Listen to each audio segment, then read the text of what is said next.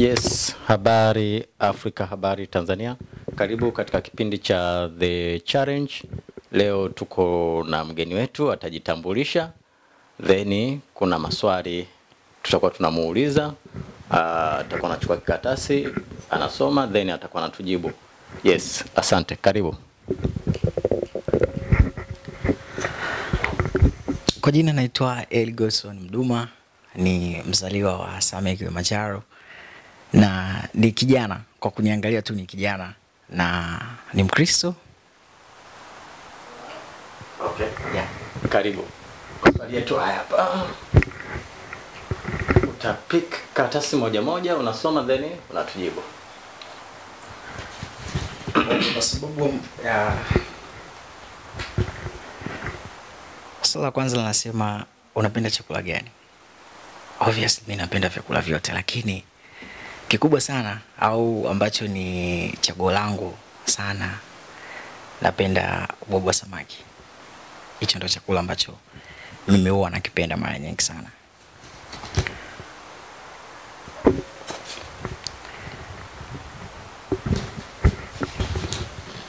Swali la pili ni nini ushauri wako juu ya vijana wanaomaliza chuo? Kimsingi tunasema mimi mwenyewe niko na nafasi ya kushauriwa. Lila sidhani kama niko limited kwamba nisiwashauri watu wengine. Hapana, kwa sababu tunaishi kwenye dunia ya utandawazi. Kwa hiyo mambo ambayo hata tujafikia sio kwamba sisi ni wa kwanza duniani, maana kuna billions of people ambao wamepita na kupitia hao tumejifunza, tumeona, na kuna mambo ambayo tunaweza tukayasemea. Kama ushauri ambao ninaweza kuutoa mimi kwa vijana wenzangu ambao wanamaliza chuo, ndugu zangu, capacity ya ajira iko overwhelmed sana, kiasi kwamba haiwezi kuchukua kila mtu ambaye anastahili, bali wanachukua wale ambao wao wanaweza kuaccommodate. Ushauri wangu ni upi? Mungu alikupa kitu ambacho ni cha kipekee sana, ambacho mtu yoyote hawezi kuwa kama wewe. Na maanisha kipaji. Jitahidi sana kushowcase kipaji ambacho Mungu amekupatia. Hebu kitumie vizuri, alafu hayo mambo mengine yatafuata. Acha kutegemea sana bachelor degree.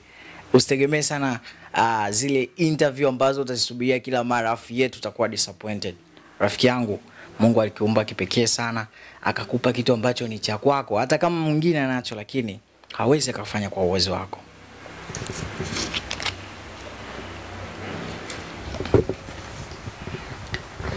Na tuna swali lingine hapa linasema, jambo gani unaweza mwambia mwanachuo hivi sasa akihitimu chuo? Ili nadhani kama tumeshalifanyia kazi.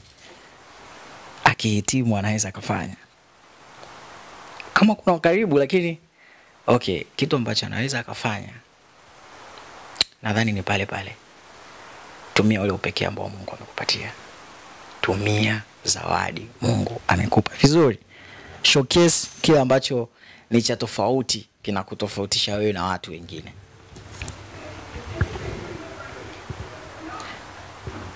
Kwa nini vijana mnapenda mishangazi? Obviously mimi sio muumini wa hayo mambo, lakini ninaweza kusema moja ya sababu ni watu wengi wana uvivu wa yani, nisiseme ni actually ni uvivu, hapana. Ile tunavyosema kwamba ni kwa nini wanapenda wale watu. Vijana wengi wanapenda slope, wanapenda mteremko. Obviously ni uvivu tuseme tu.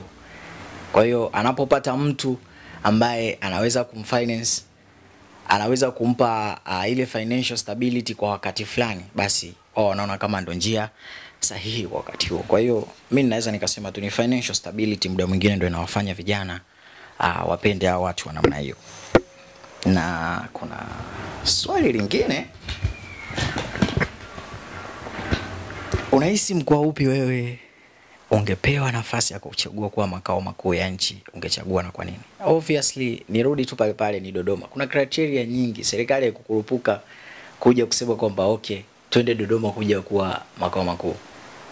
Sifa moja hapo ni ile kwamba makao makuu mara nyingi huwa yanakaa sehemu ambayo ni center ya taifa. Kwa hiyo kwa criteria hiyo, na ukiangalia hata kwa mataifa mengine na miji mingine, licha kwamba kuna miji ya kibiashara, lakini yet bado kwa sifa kwa kwamba ni katikati ya mipaka ya nchi, basi hivyo ina clarify tu kwamba Dodoma is the best, licha ya kwamba ipo nyuma ukiangalia kwenye mambo ya kibiashara na vitu kama hivyo, uchangamfu na namna ambavyo ukuaji wake ulivyo. Naenda kidogo kidogo. Kuna swali nasema wewe ni kijana wa namna gani? Mimi ni kijana ambaye ninapenda sana transformation. Yaani kwenye maisha yangu ukitaja kitu kinaitwa transformation, mabadiliko, ni mtu ambaye sipendi kuona vitu vinafanyika kama vilivyozoeleka kufanyika. Sio vilivyozoeleka kufanyika, yani vilivyozoeleka kufanyika ambavyo vinahitaji kufanywa mabadiliko. Obviously napenda. Ila uniondoe kwenye swala la wanaharakati, mimi sio mwanaharakati. Napenda hayo mabadiliko ambayo yatakuwa na manufaa. Kwa hiyo napenda kuyaendorse ili yaweze kutusaidia.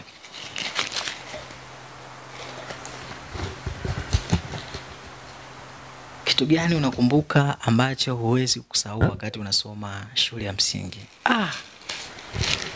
Kitu ambacho siwezi kusahau. Najua nyinyi mnakumbuka kuna watu, unajua kuna wale watu ambao yani hamwezi kupatana hata siku moja. Yani hata mimi nilishakutana na chaos kama hiyo. Nilishakuwa na mtu ambaye sio kwamba hatuwezi kupatana, lakini tunapishana mambo mengi sana.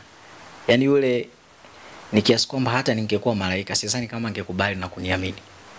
Kwa sababu kila mara utakuta ni problem. Yani lazima, yani alikuwa ananichukia, hata nifanyeje nilikuwa najua kabisa hapa siwezi nikatoboa. Ilikuwa siku moja, nadhani tulikuwa na mtafaruko ya hapa na hapa. Alikuwa anaitwa Ray, nakumbuka, ni msichana. Alikuja, sisi kwa almost tumeshaanza mpaka kwanza darasa. Yeye alikuja kutukuta tukiwa darasa la 6.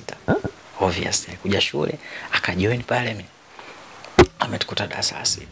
Mimi nilikuwa na marafiki zangu watatu ambao tulikuwa tunatengeneza utatu mtakatifu. Yaani ukikuta mmoja wapo amekosekana, hapo urafiki haujakamilika, yani lazima tu ataulizwa. Obviously wakinitafuta mimi wataanza kuwatafuta wale. Wakinikosa mimi wataanza kuniulizia kwa wale. Basi sikumbuki tulifanya nini, lakini ila what I remember, nadhani tulimtania tu kidogo.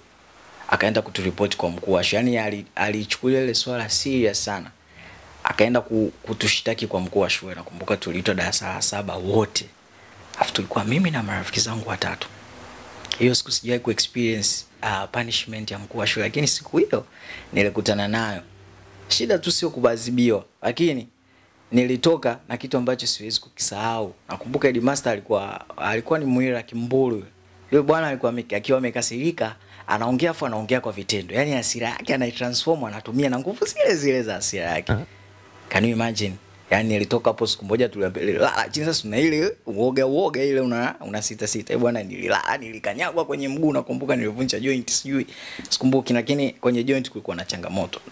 Nilibidi niende kwa matron pale, na obviously nilianza kuchicha mguu ulivimba kwa sababu headmaster alinikanyaga kwa nguvu sana.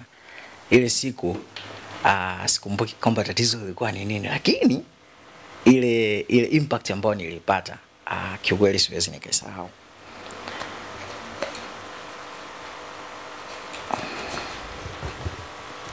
Wewe umezaliwa mkoa gani?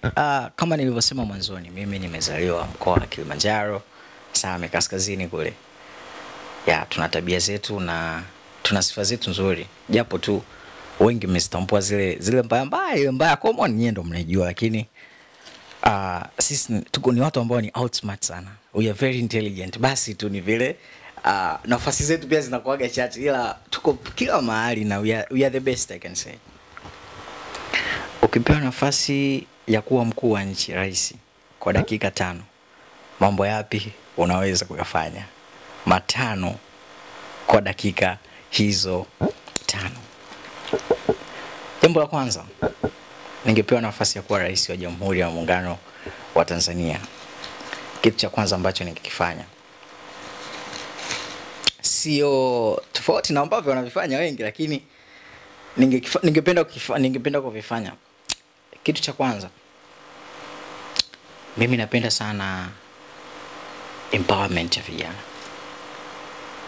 Mara zote tumekuwa nitaanzia kwenye ile swala ambalo nitalipa kipaumbele kikubwa sana kwa muktadha wangu na kwa jinsi ambavyo, kama nilivyosema mwanzoni, mimi ni mtu wa transformation.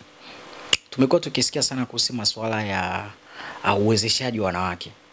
Kwa kipindi kirefu tumekuwa tukiishi hapo, na ni sera ambayo imewasaidia kina mama kutambulika, na hata kwa sasa hivi haina maana yote kusema kwamba wawezeshe wa kina mama, au kuna muda hata mimi nafikia hamna sababu tena kusema zile 10 seats ziendelee kuwepo, kwa sababu sasa hivi wanawake wanaweza wakajisimamia wenyewe, na ile difference au tofauti uliokuwepo zamani sio sawa na uliopo sasa hivi.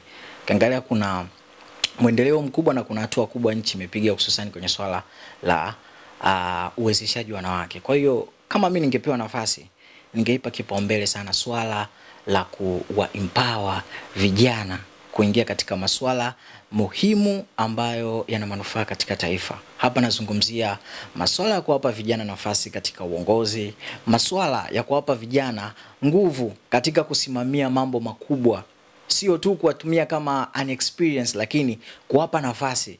Najua ni kind of risk, lakini sometimes it's better kuamini hawa watu, kwa sababu kwanza wana potential kubwa, pili wana energy, tatu ni watu ambao wana lifespan kubwa, and you can use them for a long period, a reasonable period of time. Jambo la pili ambalo mimi ningepewa ningelifanya ni kuleta mabadiliko katika usimamizi wa masuala mbalimbali ya kiuchumi. Swala kiuchumi of course ni jambo ambalo mara nyingi sisi huwa tunakuwa tuko nyuma sana. Niseme tu kwa